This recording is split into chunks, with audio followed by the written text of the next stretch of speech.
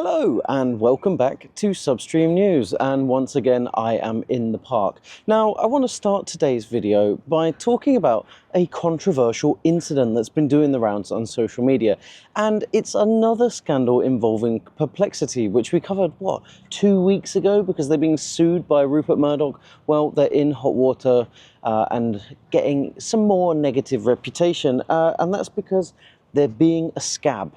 Now, a scab is a term that I wasn't quite familiar with, but I will explain. So what have they done? Well, the New York Times has a lot of striking staff right now, and that's because they've been given this demand that they need to be in the office 2 days a week. And so they've asked for a 2.5% annual pay rise to cover the additional costs of, commuting and going to the office and basically not being at home. There are lots of additional costs. I think 2.5% is very fair. You might disagree. Now, they've been refused that pay rise, so they are striking. Now, Perplexity's CEO, whose name is Aravind Srinivas, he said in a public tweet, he said, hey, New York Times, if you need some help to cover these striking staff, why don't you use my AI? I'm happy to help out. And he did that because it was election season. He didn't want election coverage to suffer. But I think there's a kind of worrying side story here, is that he has become, or is encouraged, the first AI scab. Now, let me just give you a definition of a scab. It is a derogatory term for people willing to do the jobs of striking workers. It's pretty much unacceptable to undercut collective action as it limits the bargaining power of the strikers. Bad vibes all round. So definitely don't want to be a scab. That's a bad thing. What do you think? Is this the first AI scab? And should he have done that? I think no, right? Obviously, he has damaged the bargaining power of the striking New York Times writers and workers. So bad vibes, bad juju, and bad karma coming your way, CEO of Perplexity. Let's move on to the next story. Now, another story about a large LLM AI deep learning thing being offered as a support mechanism, but this time it's not a scab. Thankfully, this time it's actually a genuine offer of support with good vibes and intentions, and that's Meta has offered Llama, or Llama, their LLM to the US government for reasons of national security and defense. Now, Llama is open source, so it's kind of perfect for the US government and their national security operations. So I actually think this is a pretty good one. Now, China in recent years has made sorry, I sounded really Trumpy there. China has made great strides. China has made great strides in open AI infrastructure, and some believe that they are outpacing the US. And of course, the US doesn't want to be left behind, and Facebook and Meta does not want the US to be left behind, and that is why they have opened up their technology to the US government and given them an advanced tool and powerful tech ecosystem that can help detect and fight any threats. Now, I think that's a pretty good way to promote US leadership and innovation in the international technology scene, let's say. But Meta has called it a global open source standard for AI models on par with Linux and Android. So interesting there. Now, actually, I have a Meta side story. Let's cover that. Let's just move a little bit. Get this nice view in. Okay, guys, now let me tell you about Meta's new age verification measures. Now, interestingly, they don't want to be in hot water with lawmakers and legislators, and that's what happens if you don't, make sure your platform is safe for users of different ages. Now, what they've done is they've used two different methods, the first of which is Yoti. Now, I wasn't familiar with this, but it's a pretty interesting technology described as facial age estimation software. And what it does is it does a biometric analysis of your face. And since I spend a lot of time in the sun and I have premature grey hair, it thinks I'm about 50. I'm not, I'm 32. So this technology is interesting, but it's probably not the most accurate thing ever. The issue is young people in a lot of countries don't have identity documentation. So what can they do if they're being asked to prove their age? Well, this software goes some way towards it. And according to a research, actually 81% of teens prefer this technology to uploading an identity document, most likely because they don't have one. Now, the other technology that Meta is applying to age verification, I think this is really, really interesting too.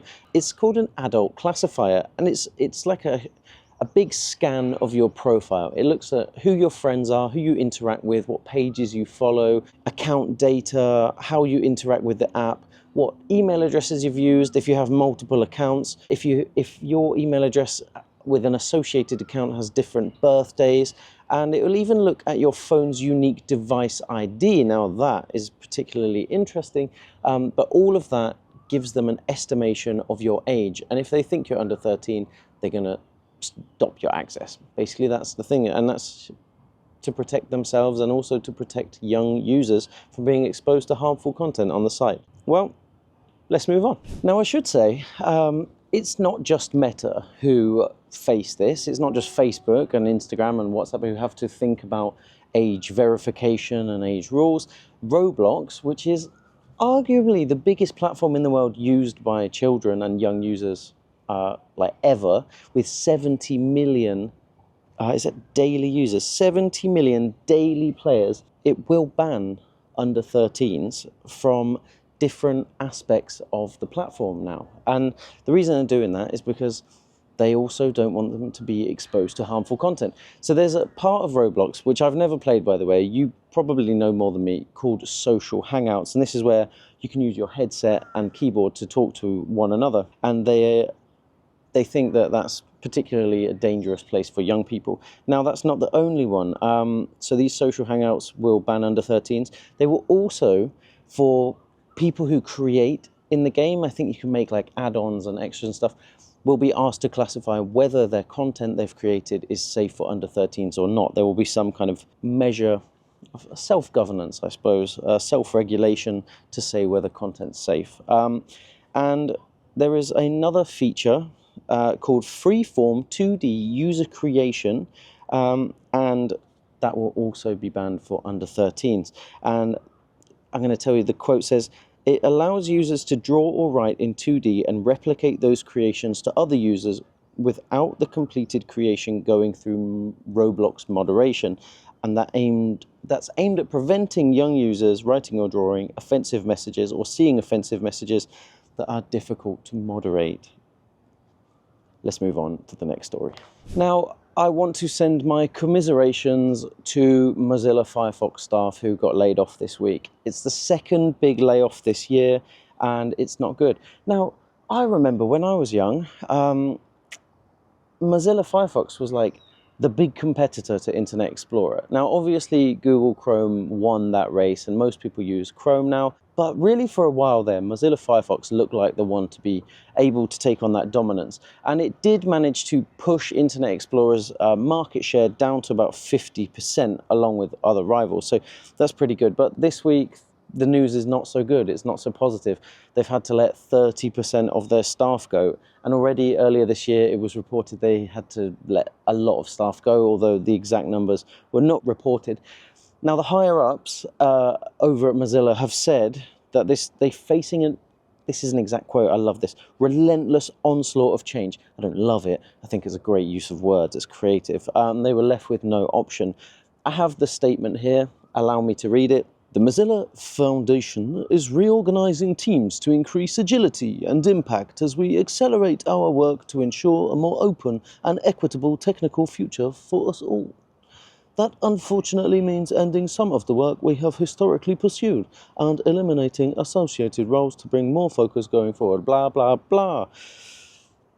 They're just not doing well, basically. Is this the beginning of the end for Mozilla Firefox? Well, it's definitely the end for their advocacy and global programs divisions. Sorry to see it, really. You know, more browsers is a good thing. They force each other to innovate and constantly stay ahead. And since we spend so much time in internet browsers, at least I do, you know, part of my life, my work, my research, I want better browsers. When one browser fails, I don't think we benefit. I'm not sure it's a good thing. So Let's hope for better days ahead for Mozilla Firefox. And yeah, commiserations to you guys who got laid off. Let's move on to a lighter note. Something kind of funny happened.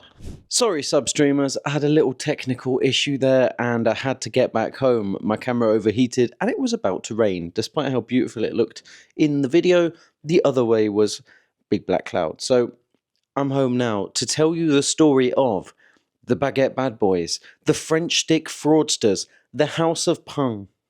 Yes, this is a story about very bad intentions.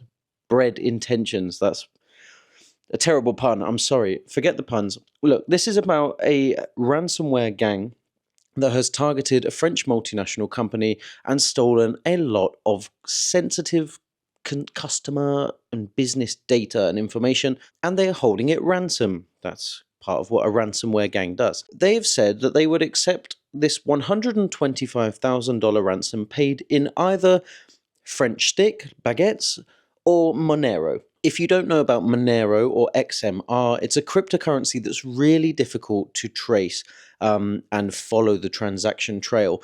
And that makes it kind of perfect for criminals, although it does have very good legitimate use cases too.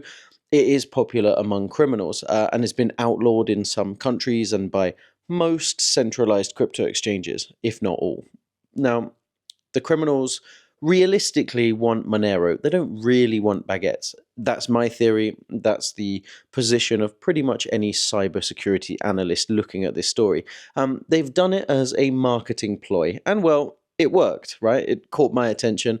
I thought it was pretty funny. Can you even imagine what would that be, like a million French baguettes?